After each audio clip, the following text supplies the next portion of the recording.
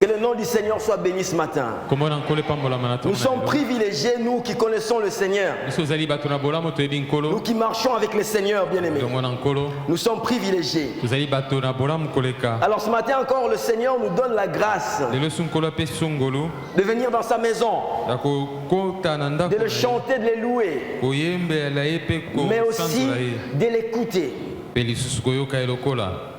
Ma prière ce matin encore est que le Seigneur nous parle. J'ai l'habitude de le dire. Et vous devez vous habituer à entendre ça. On ne vient pas à l'église comme si on tournait un grand film. Où il y a un acteur principal qui est le pasteur et les autres sont des figurants qui jouent un rôle. Non. Nous venons à l'église parce que nous sommes dans une démarche spirituelle. Parce que nous voulons relationner avec un Dieu vivant qu'on ne peut pas voir avec nos yeux, mais qui existe dans la présence, dans la puissance, dont les principes gouvernent le monde spirituel. Et quand je viens à l'église, je ne viens pas à l'église pour faire plaisir à un homme. Fût-il mon mari, que ce soit ma femme, que ce soit mes parents, que ce soit un pasteur d'église. Je viens à l'église parce que je veux relationner avec Dieu. Alléluia. J'ai dit souvent que quand nous regardons la Bible, nous pouvons approcher la Bible de deux points de vue. Soit la Bible c'est un livre pour vous, pour nourrir votre religion. Soit c'est un livre qui nourrit notre spiritualité, notre relation avec Dieu, notre contact avec le Seigneur Tout-Puissant. Alléluia. Est-ce qu'on est ensemble? Et c'est dans cet état d'esprit que j'aimerais qu'on partage encore la parole de Dieu ce matin avec vous. Alors le thème de ce matin, je l'ai intitulé « Demeurer dans l'amour de Christ ». Demeurer dans l'amour de Christ. Alléluia. Alléluia. Vous connaissez le thème de l'année, n'est-ce pas? Nous sommes plus que vainqueurs par celui qui nous a aimés. Et ça, vous trouvez ça dans le livre de Romains. Romains chapitre 8, verset 37 dit: mais en toutes ces choses, nous sommes plus que vainqueurs par celui qui nous a aimés. Pourquoi je suis en train de mentionner ce verset après avoir évoqué ou parlé du thème de ce matin? C'est comme je l'avais déjà dit, la Bible nous enseigne, la Bible nous montre qu'il y a un lien entre l'amour de Dieu, ou l'amour que Dieu a manifesté pour nous, et notre état de plus que vainqueur. La Bible ne dit pas que nous sommes plus que vainqueurs parce que nous avons fait plusieurs tours à la montagne. La Bible ne dit pas que nous sommes plus que vainqueurs parce que nous donnons notre dîme, quoique ce n'est pas un problème. La Bible ne dit pas que nous sommes plus que vainqueurs parce que nous avons donné la plus grosse part pour la construction. Nous sommes plus que vainqueurs par celui qui nous a aimés. Donc la Bible établit clairement que ma situation de plus que vainqueur, votre situation de plus que vainqueur, est d'abord rattachée à la personne de Dieu et à l'expression de son amour. Est-ce que jusque-là on est d'accord? Alors, j'aimerais dire quelque chose, certaines choses dans l'introduction de ce message. Que je viens de dire, que j'ai intitulé « Demeurer dans l'amour de Christ ».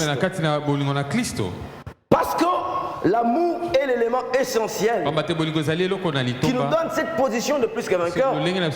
Alors, je vais vous expliquer, on va partager ensemble comment est-ce que nous pouvons rester, ou quand nous restons dans cet amour, les implications dans notre vie, dans notre relation avec Dieu, la dimension spirituelle que cela nous apporte. Alléluia. Sans oublier que beaucoup de gens qui n'ont pas appris à grandir dans la foi, à grandir dans la spiritualité, ils donnent plus d'importance à ce qui est physique, à la richesse, l'argent, Quoique ce n'est pas un problème, je le dis souvent, si vous avez de l'argent, vous voulez me donner, faites-moi juste signe, je vais passer pour un rapport de culte. Mais en réalité, ce qui gouverne le monde physique, c'est d'abord le principe et les réalités spirituelles. Je ne sais pas si vous me comprenez. Donc, les spirituels a préséance sur ce qui est physique, ce qui est matériel. Alors, je dis ceci. Être plus que vainqueur est la situation normale et permanente du croyant. Je ne sais pas si vous me comprenez. L'état de plus que vainqueur, c'est la situation normale du croyant. Si le croyant n'est pas plus que vainqueur, et si cette situation n'est pas permanente, c'est anormal. Est-ce que jusque-là vous êtes avec moi? J'aimerais encore dire ceci. Demeurer dans l'amour de Christ. Comme je le disais tout à l'heure, c'est la vie normale d'un enfant de Dieu. Et non une posture pour avoir telle ou telle bénédiction.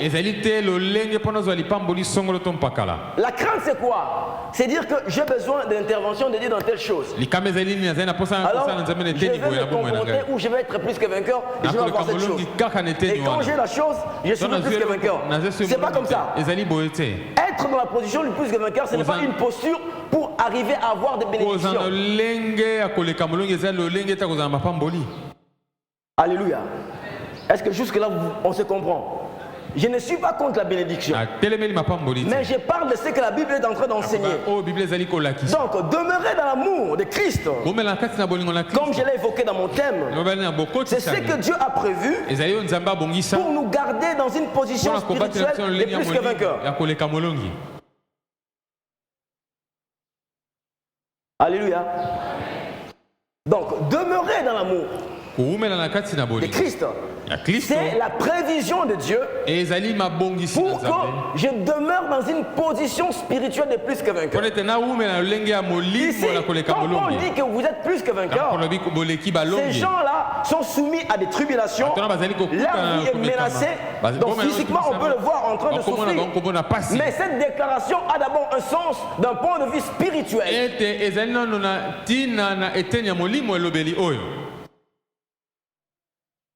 Alléluia. Oh, il y a de moins en moins de gens qui aiment les spirituels à l'église. Hein? Alléluia. Donc, bien aimé dans le Seigneur, c'est important de comprendre cela.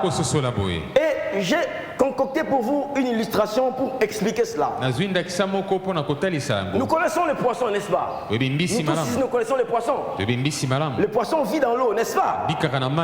Alors, si on prend le poisson, on le sort de l'eau, il est poisson ou il n'est pas poisson? Alléluia. Il est poisson ou il n'est pas poisson? Il est poisson, mais il perd son état normal. Il perd sa vie, mais il reste quand même poisson. Alors, demeurer dans l'amour de Dieu, c'est comment? C'est l'eau. Aussi longtemps que tu restes dans l'eau, tu es dans l'état normal d'un enfant de Dieu. Quand tu sors de l'eau, c'est toujours toi, mais tu n'es plus dans l'état normal. Voilà pourquoi Jésus a dit ceci. Je vais lire le texte, là où j'ai pris le thème de ce matin. Je suis dans Jean.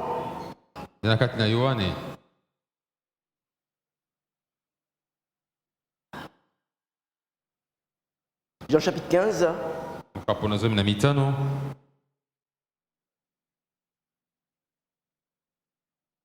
Verset 9.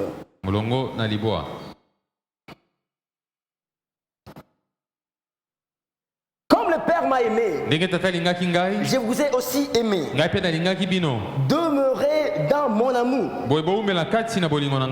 Alléluia. C'est là que j'ai tiré le thème. Demeurer dans l'amour de Christ. Comme le Père m'a aimé, moi aussi je vous ai aimé. L'amour est là. Mais moi, mais vous, nous devons demeurer dans cet amour. C'est comme le poisson qui doit rester dans l'eau pour être dans sa situation normale, pour avoir toutes ses capacités, pour avoir toute sa possibilité de se mouvoir, pour avoir avoir toute sa vitalité, le poisson reste dans l'eau. Et ainsi, Jésus est en train de parler de l'amour. L'amour qui est permanent, qui est présent, mais nous sommes appelés à demeurer dans cet amour, à rester dans cet amour. Alléluia. Est-ce que vous êtes avec moi? Je l'ai dit une fois ici, l'autorité s'impose, elle peut s'imposer. Elle s'impose, elle peut s'imposer. Mais l'amour ne s'impose pas. L'amour, on y adhère. C'est pas si vous comprenez. J'ai vu des gens, je l'ai déjà dit ici, une séance de prière, les esprits mauvais se manifestent chez quelqu'un et cette personne devient violente. Et quand on parle de Jésus, la personne refuse. On dit Jésus, ceci, il refuse. Mais on dit au nom de Jésus, la Bible dit tout genou fléchira. À genoux. Vous voyez la personne être transportée et mise par terre. Cette personne n'adhère pas à l'autorité. Mais cette autorité lui est imposée. C'est pas si vous comprenez. C'est comme ça. Mais quand on parle de l'amour, il n'y a pas question d'imposition de l'amour. Vous pouvez prendre un garçon, regardez la société, il veut imposer l'amour sur une fille. Si cette fille-là n'aime pas, même si ça prend 30 ans, ça ne marchera pas. Alléluia. Voilà pourquoi Jésus nous enseigne. Et il explique en disant demeurer dans l'amour. C'est l'élément essentiel. C'est ma responsabilité. La responsabilité de Jésus, c'est de m'aimer. Ma responsabilité, c'est de demeurer dans l'amour. Et le fait de demeurer dans cet amour, ça me met dans ma position normale. Ça me donne toutes les capacités d'un enfant de Dieu. Alléluia.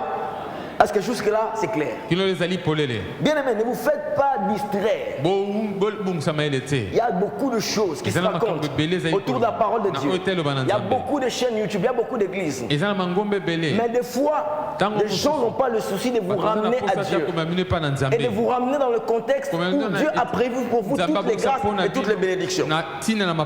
Alléluia. Alors, j'étais en train d'introduire, bien que c'était un peu long. J'ai dit demeurer dans l'amour de Christ.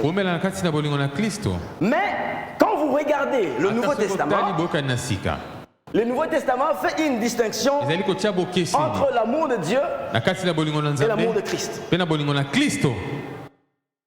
C'est pas si vous me comprenez. Le Nouveau Testament, quand on parle de l'amour de Dieu, il y a des endroits où il parle de l'amour de Dieu. L'amour de Dieu manifesté par le Christ. Mais il y a des endroits où il parle de l'amour de Christ. Voilà pourquoi j'ai intitulé ce message Demeurer dans l'amour de Christ. L'autre fois, j'avais parlé de l'amour de Dieu. Et aujourd'hui, je vais parler de l'amour de Christ. Mais je ne peux pas aujourd'hui aborder directement l'amour de Christ sans commencer à parler un peu, même en 2 ou 3 mots de l'amour de Dieu. Alléluia. Pourquoi? Parce que l'amour de Dieu a précédé l'amour de Christ. Dieu, c'est le modèle parfait de l'exercice de l'amour. Il a été le premier à manifester ou à démontrer l'amour. Et le Christ est venu après. Alléluia. Est-ce que vous êtes avec moi? Nous avons lu dernièrement dans Romains, chapitre 8. Mais Dieu prouve son amour envers nous en ce que lorsque nous étions encore pécheurs, Christ est mort pour nous. Qui prouve l'amour? C'est Dieu le sujet principal. Il prouve son amour envers nous. Est-ce que lorsque nous étions encore pécheurs, Christ est mort pour nous? Et si vous regardez également dans Jean chapitre 3 verset 16, on nous parle là aussi de l'amour de Dieu.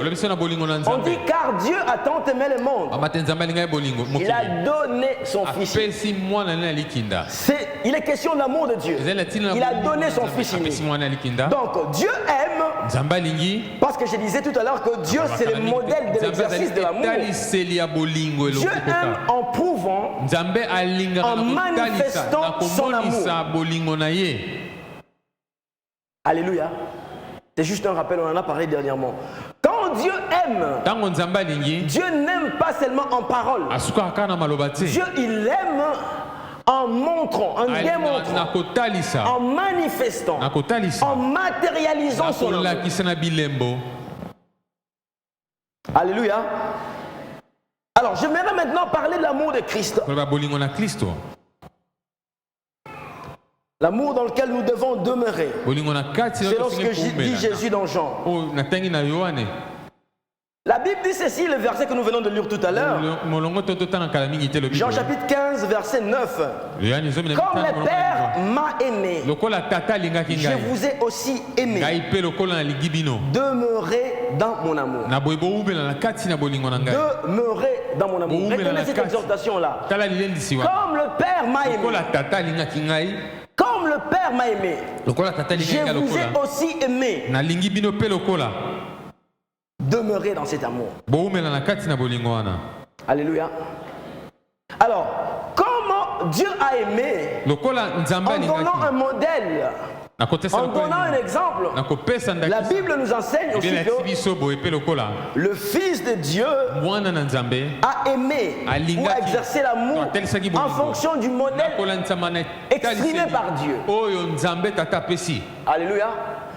C'est ainsi que quand vous regardez dans Jean chapitre 15, au verset 13, c'est Jésus qui parle. Il dit, il n'y a pas de plus grand amour que de donner sa vie pour ses amis. Jésus parle de ce que lui fait aussi, comme l'exercice de son amour. Bien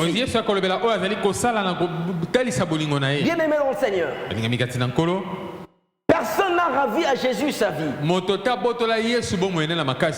n'a arraché sa vie. Le Père ne l'a pas imposé de donner sa vie. Jésus a donné librement et délibérément sa vie comme signe de son amour pour moi et pour vous. Comme manifestation de son amour pour moi et pour vous.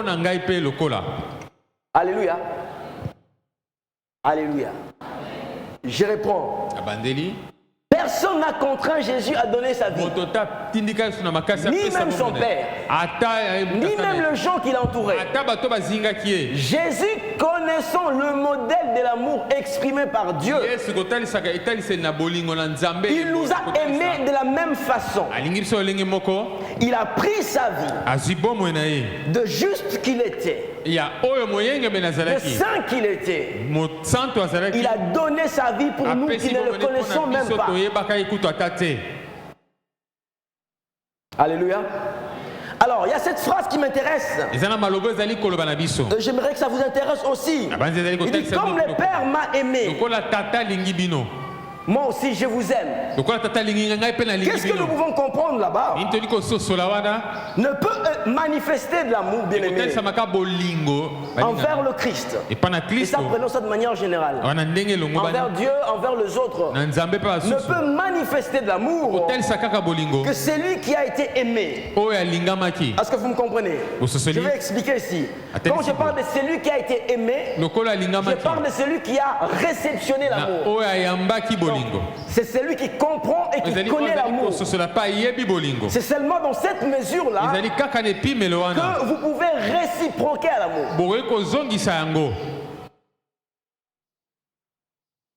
Alléluia. Je ne sais pas si vous me comprenez. Demeurez dans mon amour. Mais comment je vais demeurer dans l'amour si je ne comprends pas cet amour, si je ne connais pas cet amour? Alléluia. Regardez la société. La société peut nous enseigner. Si on aime une fille, par exemple, par un garçon, pour le mariage, aussi longtemps que cette fille-là ne comprend pas, c'est-à-dire qu'il ne réalise pas cet amour-là, aussi longtemps qu'il ne connaît pas, parce qu'il y a une différence entre comprendre et connaître l'amour. On va en parler tout à l'heure. C'est Paul qui enseigne ça. C'est Paul qui enseigne ça. Alors, quand tu comprends, quand tu ne comprends pas, et quand tu ne connais pas, c'est-à-dire que dès que ça ne te touche pas, tu ne peux jamais adhérer à une relation. Même si on te dit, si toi-même tu n'adhères pas, tu ne comprends pas, tu ne connais pas, tu n'adhères pas. Est-ce que vous comprenez avec moi? Ce sont des choses qui sont spirituelles. Donc, pour que j'arrive à demeurer, pour que j'arrive à demeurer dans l'amour du Christ, il y a une nécessité de comprendre et de connaître l'amour de Christ. Alors la question que j'aimerais vous poser ce matin, connaissons-nous l'amour de Christ? Est-ce que nous connaissons l'amour de Christ? Avons-nous goûté à l'amour de Christ? Ces questions qui semblent être banales, extrêmement importantes. En répondant à ces questions, votre vie spirituelle aura un autre tournant. Avons-nous été affectés, atteints par l'amour de Christ? Alléluia. Alléluia. Je vous dérange? Ça passe pas? Vous êtes fatigué? Vous voulez que je rentre dans le mode, on appelle ça au visa. Visa, là c'est bien, non? Là, il y a beaucoup d'attention, tout le monde reçoit. Mais tout ça, ce n'est que du tralala. Quand vous n'avez pas Dieu. Je n'ai pas de problème avec les visas. Il ne faut pas dire, oh, les pasteurs là, ils n'aiment pas que les gens offrent ma vie à battre. Non, non. Est-ce que vous ne savez pas? Moi, j'ai des amis en France. Il y a certains qui commencent à se fatiguer de la France. Ils veulent aller au Canada. Ils sont partis là longtemps. J'en ai aux États-Unis. En dehors de tous les tralala qui peuvent te montrer sur les réseaux sociaux, ils vont te dire la réalité de là. Donc déjà, aller en France, ce n'est pas synonyme de réussir. C'est seulement dans ta tête, à toi, c'est la conception de la réussite, pas synonyme de la réussite. Alléluia. Place on a le bien. Place on a le bien. Et ça bien. Alléluia. C'est très important. Voilà pourquoi notre démarche, notre souci, c'est d'arriver à comprendre et à connaître l'amour de Christ. Ça doit être notre préoccupation. Je vais parler de cela. Parce que c'est seulement en demeurant dans cet amour-là que nous sommes dans la position de plus que vainqueurs. Que nous avons tous les potentiels, toute la possibilité de déployer ce que Dieu a mis en nous. Alléluia. Mais permettez-moi aussi d'ouvrir une parenthèse. Marie, aimez vos femmes. Parents, aimez vos enfants. C'est salutaire. Femmes, je ne vous ai pas oublié. Aimez vos maris. Parce que celui qui n'est pas au contact de l'amour ne pourra pas aimer, bien aimé. Ça c'est impossible, ça ne se fera pas. Est-ce que vous m'entendez? N'achetez pas à manger pour vos enfants. Faites-les sentir. Prouvez par différentes façons que vous les aimez. Et s'ils comprennent cet amour, si cet amour les affecte, alors ils pourront affecter d'autres personnes en les aimant. D'abord vous-même, ils vont vous aimer, mais ils vont affecter d'autres personnes. Vous ne posez jamais la question pourquoi il y a beaucoup de déceptions dans cette société.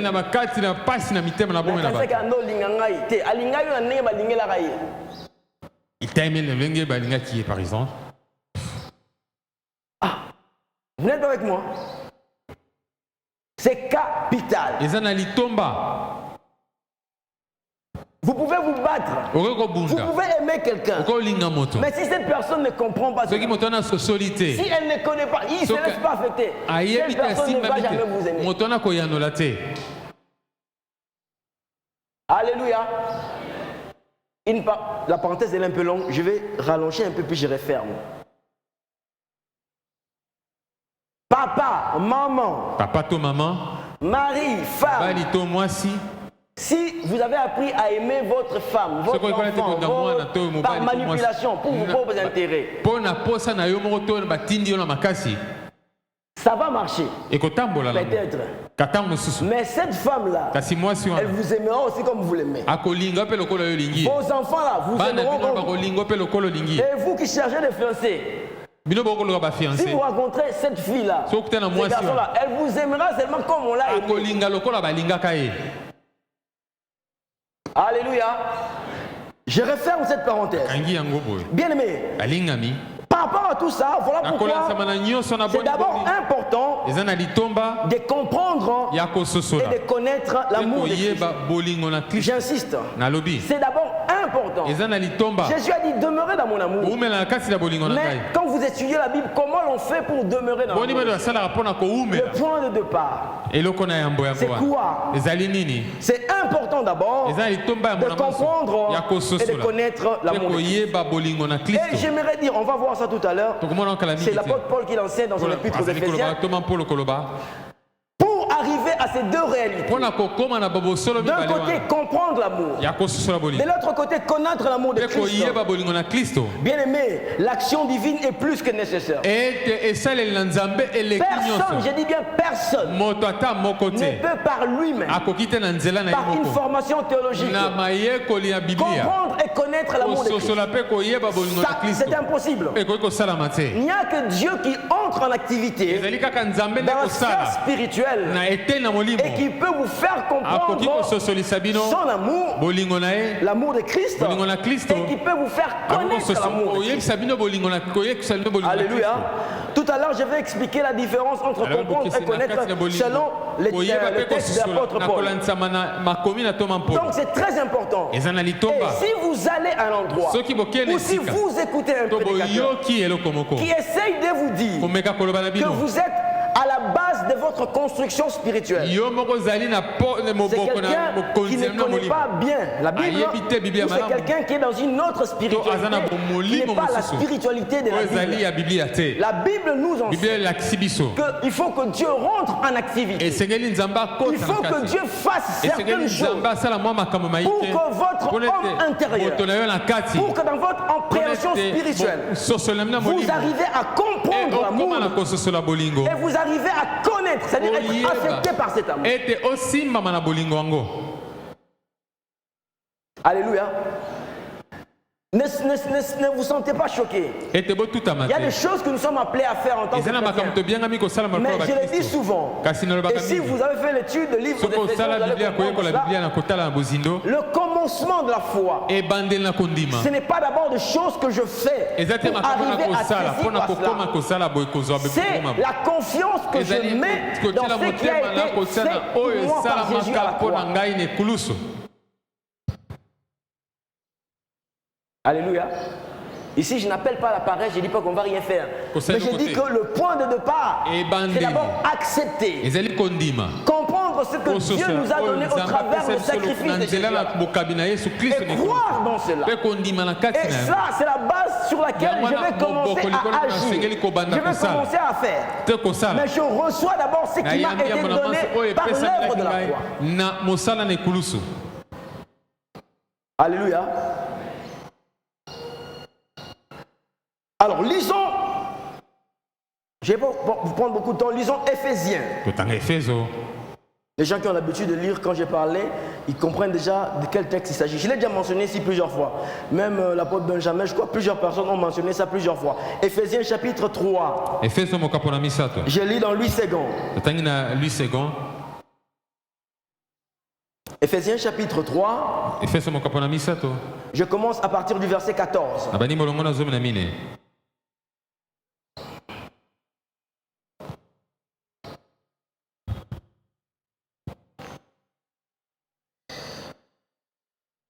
À cause de cela, de 14 à 19, à cause de cela, je fléchis les genoux devant le Père, duquel tire son nom toute famille dans le ciel et sur la terre,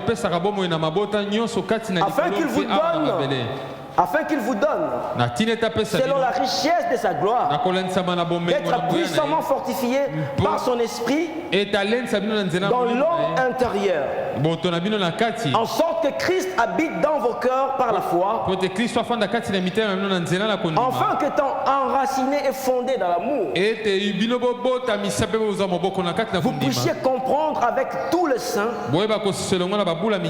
quelle est la largeur, la longueur, la profondeur et la hauteur, et connaître l'amour de Christ qui surpasse toute connaissance, en sorte sorte que vous soyez remplis jusqu'à toute la plénitude de Dieu. Alléluia. Ici, il est question de l'apôtre Paul qui est en train de prier pour le frère d'Éphèse. Et vous savez bien, Paul c'était un érudit. C'était quelqu'un qui avait une grande connaissance de l'Écriture. Et il était bien formé par Gamaliel.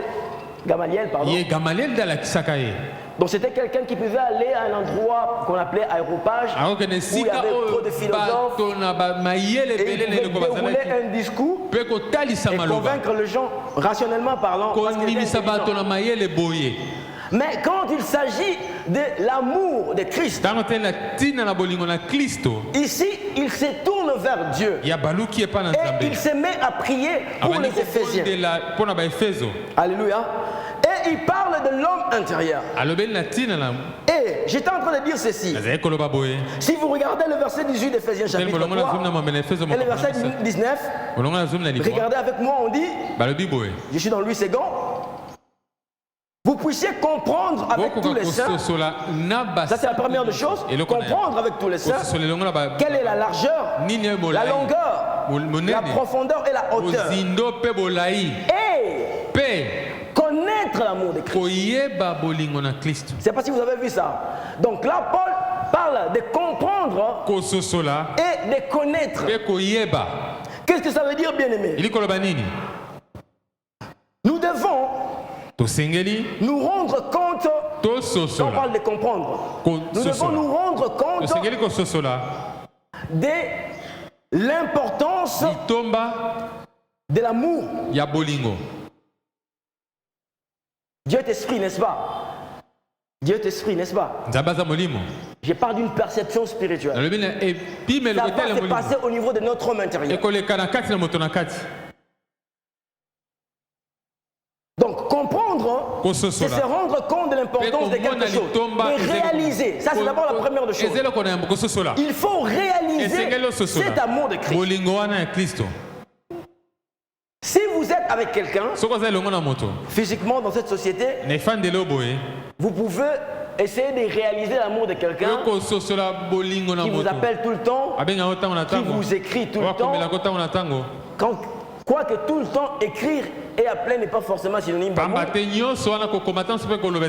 vous pouvez avoir de faits factuels dire que non, je comprends que cette personne m'aime. N'est-ce pas? Ça c'est dans le monde physique. Mais comment est-ce que nous qui sommes physiques pourrions-nous comprendre l'amour du Christ qui est une réalité spirituelle qui s'applique à nous les hommes physiques? Je ne sais pas si vous comprenez ça. Et la deuxième chose, comprendre, ça veut dire être affecté, être atteint. Parce que si vous regardez bien dans d'autres dictionnaires, comprendre peut se confondre avec connaître. Mais dans le contexte ici, comme lui a dit comprendre et connaître, quand vous regardez bien, vous allez comprendre que la première dimension, c'est réaliser, comprendre l'importance. Et la deuxième réalité de connaître, c'est aller au contact, c'est d'être atteint. C'est comme je dis que je connais une maladie. C'est-à-dire que j'ai été atteint par une maladie. J'ai été affecté par cette maladie. Je ne sais pas si vous me comprenez bien. Alors, pour demeurer dans l'amour de Christ, nous avons besoin de ces deux réalités. Comprendre l'amour de Christ, être touché par l'amour de Christ. Et ces choses-là, bien aimés, ce n'est pas une église qui va te donner ça. Ce n'est pas un pasteur qui te donnera ça. Ce n'est pas une corporation qui va te donner ça. C'est Dieu qui se met en activité. Voilà pourquoi Paul s'est mis à genoux. Il a dit, j'ai fléchi mes genoux. Je demande à Dieu de faire quelque chose dans votre homme intérieur. Et cette chose va vous rendre capable d'un côté de réaliser l'amour de Christ et de l'autre côté de vous sentir touché par l'amour de Christ. Alléluia. Bien aimé, je peux vous donner des témoignages. Des gens qui ont grandi avec des blessures intérieures, avec des déceptions. Le jour où l'action de Dieu s'est faite dans leur cœur, ces personnes ont été transformées en des personnes de plus. Alléluia.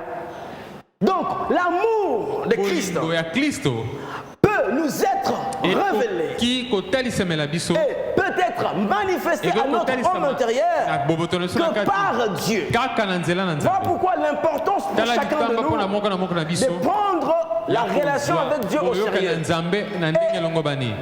De contrebalancer un peu. Il y a trop de requêtes. Seigneur, donne-moi ci. Seigneur, donne-moi ça. Je peux parier que peut-être pas 10 personnes dans cette salle se sont mis à genoux et disent Seigneur, de la même manière que Paul a prié, aide-moi intérieurement à comprendre la largeur, la profondeur de ton amour. Aide-moi à connaître, à être touché par ton amour. Que ta main me touche. Que ta vie de Dieu passe par mon homme intérieur. Que je reçoive la révélation. Et aussi longtemps, bien aimé, je vais insister sur ça. Aussi longtemps que nous n'aurons pas cette action de Dieu, on ne pourra pas demeurer dans l'amour de Jésus. Mais si on a cette perception spirituelle, si le Saint-Esprit, Dieu agit en nous par le Saint-Esprit, voilà pourquoi il y a des gens qui ont accepté de braver la mort. Parce qu'ayant déjà été au contact à l'amour de Christ, ils ont goûté à la réalité spirituelle. Et du coup, ce qui est spirituel, ce qui est physique, a peu de valeur à leurs yeux. Voilà pourquoi il y a des gens face à la corruption. Ils ont dit, j'accepte de ne pas prendre cet argent parce qu'ils regardent à l'amour qu'ils ont avec le Seigneur. Ils regardent à cette relation amoureuse qu'il y a entre eux et le Seigneur. Et ils demeurent dans cet amour. Les gens de la terre, les gens du monde vont se moquer des penseurs qui sont perdus. Ils vont dire, ah, il n'est pas intelligent. Alléluia.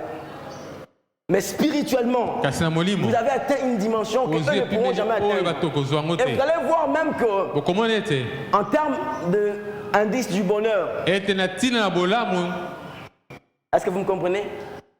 Il y a des gens qui pensent que le bonheur est forcément rattaché à l'argent. Non. Il y a des gens qui ont de l'argent qui sont pas heureux. C'est quelque chose d'intérieur qu'on peut expliquer.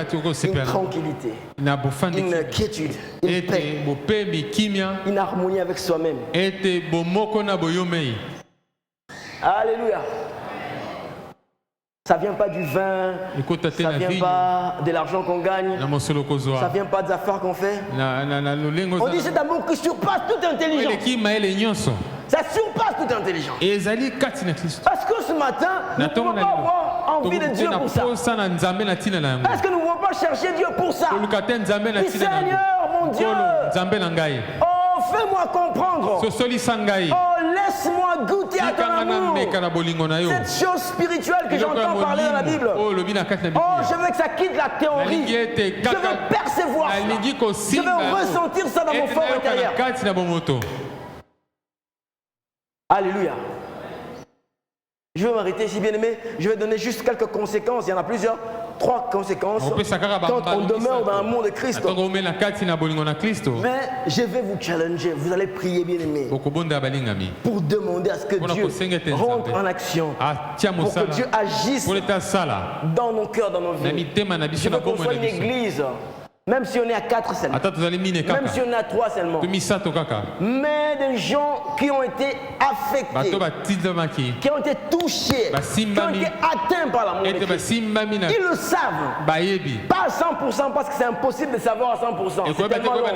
Mais ils savent quelque chose, ils ont goûté à quelque chose, parce que la Bible dit, sentez, goûtez combien l'éternel. Ça n'a rien à voir avec ta bouche, ça n'a rien à voir avec ton homme physique. C'est l'homme intérieur. Il doit recevoir cette révélation. Et c'est là que la construction spirituelle commence. Alléluia. Bien aimé, je répète encore, Dieu ne choisit pas les gens. Dieu ne choisit pas les gens. Je veux marcher avec celui-ci, je ne veux pas marcher avec celui-là. Je veux me révéler à celui-ci. Non, non, non. Dieu se laisse trouver par quiconque. Alléluia. Alors, quand on demeure dans l'amour de Christ, bien aimé, la première des choses, je l'ai déjà dit là-bas, c'est comme ces poissons qui restent dans l'eau. Nous sommes plus que vainqueurs. Ça, c'est la première des choses. Et j'insiste. Je n'ai pas l'habitude de discuter avec les gens. Oh, au sol, que non, tu as plus de 20 ans, je n'ai pas l'habitude de discuter avec ces gens-là. À la limite, je peux prier pour que Dieu les aide. Je ne discute pas. On n'a pas la même perception. Vous percevez les choses d'abord d'un point de vue physique. Mais moi, je perçois les choses d'abord d'un point de vue spirituel. Et les autres frères aussi perçoivent ça d'abord d'un point de vue spirituel. Donc, on va discuter sur base de quoi? Vous voulez voir. D'abord, je vous donne un exemple. Vous voulez voir, par exemple, votre demande d'avoir l'argent, c'est réalisé pour dire que je suis plus que vainqueur. Mais moi, avant que je puisse voir ma demande se réaliser, je sais qu'en demeurant en Christ, je suis plus que vainqueur, même si dans ma poche, il n'y a rien.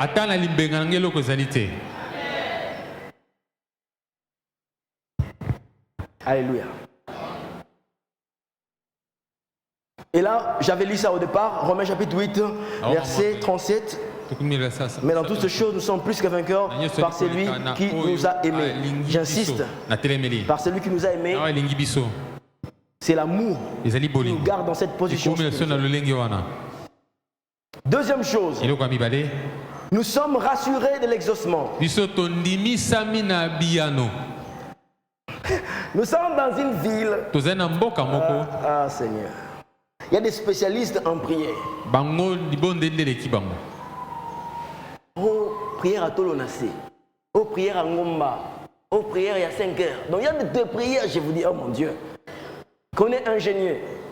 Mais regardez attentivement la vie de ces gens-là qui font toutes ces prières-là. Exaucement dimi, coûte 0 à Moussoussou. Dimi. Vous connaissez dimi? C'est les Quinois qui disent comme ça, donc petit.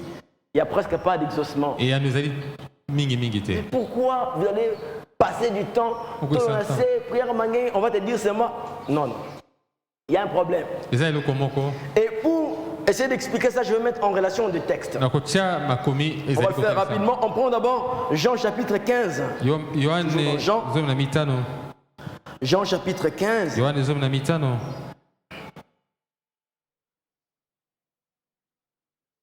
Chapitre 15, verset 7. Ça parle de la demande. Hein? Donc, je comprends par là la prière. Il dit, si vous demeurez en moi, et que mes paroles demeurent en vous, demandez ce que vous voudrez. Et cela vous sera accordé. Est-ce que vous avez vu ça avec moi? C'est quand même grave. Si vous demeurez en moi, et que mes paroles demeurent en vous, c'est que vous voulez. C'est pas moi. J'aime rappeler souvent, quand on écrivait la Bible, mon grand-père n'était pas là. Mon père même n'en parlons pas. On a trouvé ce texte-là. Demandez ce que vous voulez. On garde cela. On regarde maintenant dans Jacques, qui parle aussi de la demande. Et je vais vous expliquer avant qu'on finisse. Je prends Jacques. Jacques chapitre 4. Le verset 3. Vous demandez et vous ne recevez pas parce que vous demandez mal dans le but de satisfaire vos passions. Nous sommes là face à deux textes qui nous parlent de la prière, de la demande. Dans le premier texte, il est dit que si vous demeurez en moi et que mes paroles demeurent en vous, comprenez par là qu'il est question de l'amour, de demeurer dans l'amour de Christ. Vous allez demander tout ce que vous voulez. Et cela vous sera accordé. De l'autre côté, vous demandez, mais vous ne recevez pas. Parce que vous demandez mal. Et le mal là, c'est quoi? C'est parce que votre souci dans la prière, c'est pour satisfaire vos passions. Et ce que j'aimerais vous dire maintenant, c'est que quand vous ne demeurez pas dans l'amour de Christ, vos passions prennent le contrôle sur vous. Est-ce que quelqu'un m'entend? Quand vous ne demeurez pas dans l'amour de Christ, vous aurez l'impression que tout ce que vous voulez c'est bien. Et les passions vont prendre des dessus sur vous. Seigneur, donne-moi ci. Seigneur, donne-moi ça. Seigneur, fais-moi voyager là-bas. Seigneur, donne-moi telle possibilité. Mais en réalité, ce ne sont que vos passions à vous. Et ainsi, votre prière n'arrive pas. Ne va pas avoir de l'exaucement. Mais quand vous demeurez en Christ et que ces paroles demeurent en vous, vos passions commencent à être étouffées. Parce que là, vous plongez dans l'amour de Christ. Vous commencez à ressentir son besoin. Vous commencez à ressentir le battement de son cœur. Vous commencez à voir sa direction. Là, dans l'amour, pendant que vous êtes dans l'eau, cette eau vous permet d'avoir tout le potentiel que Dieu a déposé en vous. Ça éveille votre sensibilité spirituelle. À telle enseigne que quand vous allez commencer à prier, vous aurez l'impression que c'est votre volonté.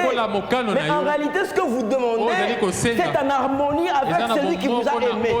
Alors quand ce que vous demandez est en adéquation, est en harmonie avec celui qui vous a aimé, vous serez obligatoirement exaucé.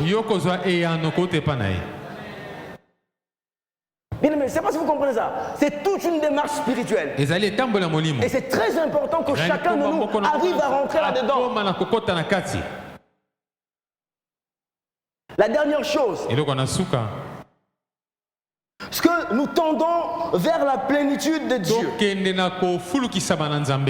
Nous tendons vers la plénitude de Dieu. Vous voyez dans ce texte, il dit que Christ habite dans vos cœurs. Dans la foi.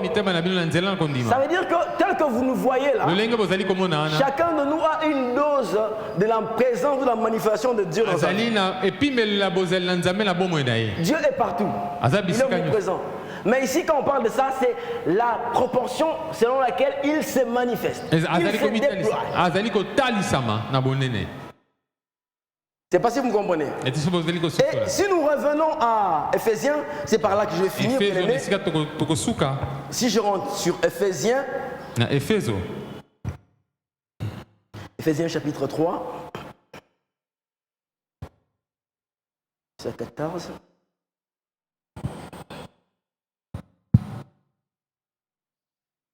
Le verset 19 dit, et connaître l'amour de Christ qui surpasse toute connaissance, en sorte que vous soyez remplis jusqu'à toute la plénitude de Dieu.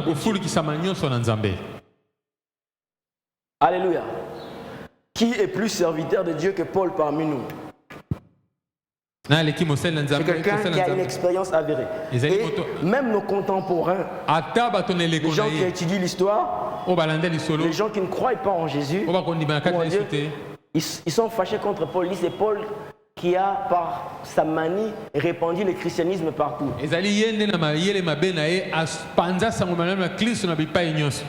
Mais cet homme voyait la possibilité d'une vie remplie de la présence de Dieu. Alléluia. Mais toutes ces choses-là ne sont possibles que quand vous revenez dans l'eau. Le poisson ne va vivre pleinement que quand il va revenir dans l'eau. Alléluia. Que le Seigneur bénisse sa parole.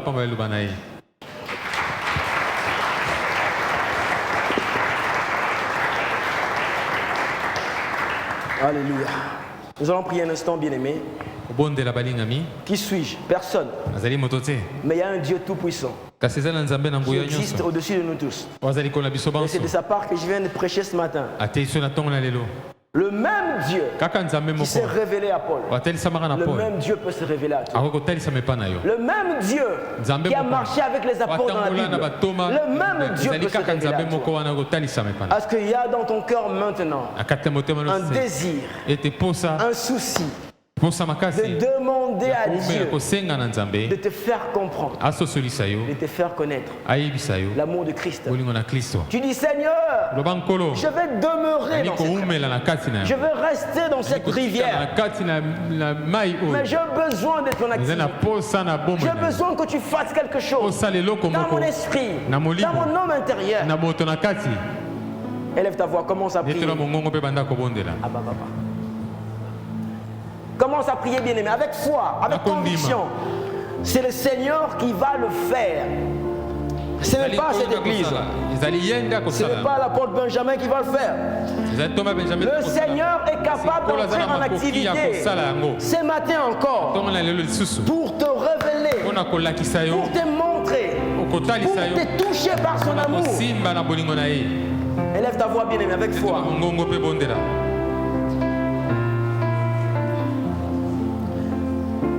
Prie avec foi. Prie avec détermination, bien-aimé. Alléluia.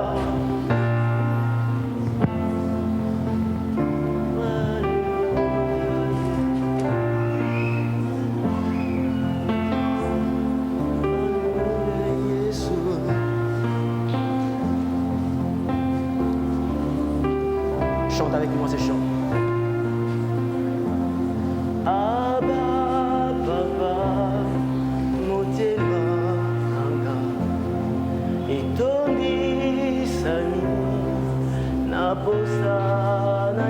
On y va.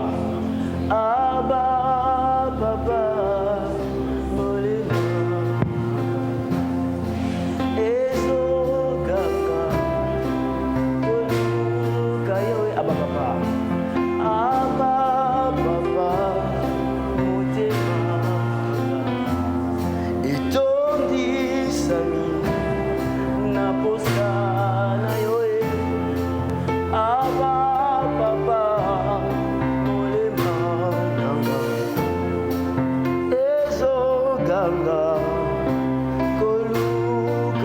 Abba Papa, Abba Papa, Motema Nanga, Itondi Sami.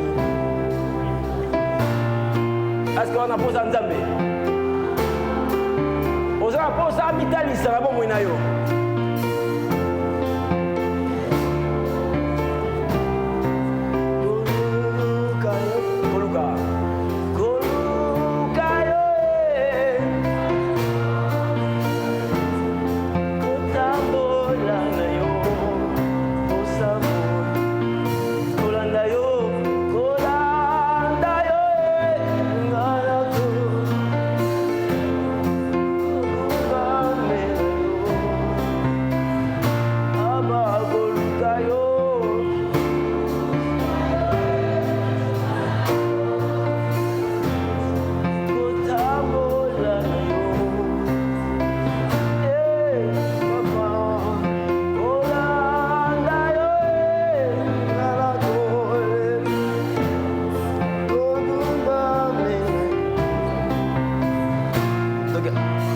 Abba Papa, Abba Papa, Motema,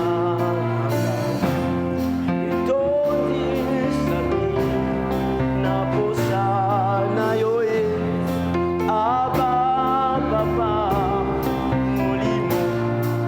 Réalise ces paroles.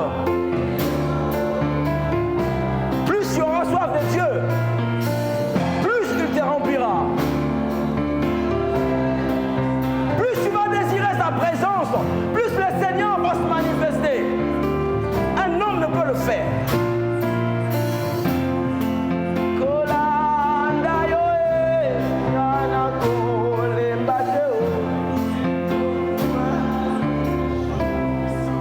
Amen. Éternel notre Dieu, c'est avant midi. Nous sommes venus en ces lieux parce que nous croyons en toi. Nous ne sommes pas venus ce matin parce que nous faisons du théâtre. Nous savons que tu existes. Et ton nom est invoqué dans cette église. Et ta parole est prêchée en ces lieux. Comme Paul, nous nous tournons vers toi. Nous demandons ta grâce. Pour que le frère, pour que la sœur qui prie avec nous en ces lieux, qui a entendu cette parole, reçoive la grâce de voir ta main dans sa vie, qui le révèle la personne de Christ, qui le fait connaître la personne de Christ, qui le révèle l'amour de Christ, et qui le fait connaître l'amour de Christ. Nous te demandons à toi, parce qu'un homme ne peut pas le faire. C'est des choses qui ne se fabriquent pas. C'est des choses qui ne se créent pas. Nous voulons avoir un part spirituelle, une relation réelle avec toi. Nous sommes fatigués de cette vie de religion, de cette vie des habitudes, de cette vie où on tourne en rond, sans paix, sans bonheur, sans succès, sans prospérité. Nous voulons que la vie de l'esprit nous caractérise parce que Dieu agit dans nos cœurs en nous révélant le Christ, en nous révélant l'amour du Christ. C'est à cause de ça que nous prêchons. Et c'est à cause de ça que nous espérons dans l'onction de ta parole. Au nom de Jésus, nous disons Amen. Que le Seigneur vous bénisse, bien-aimés. Alléluia.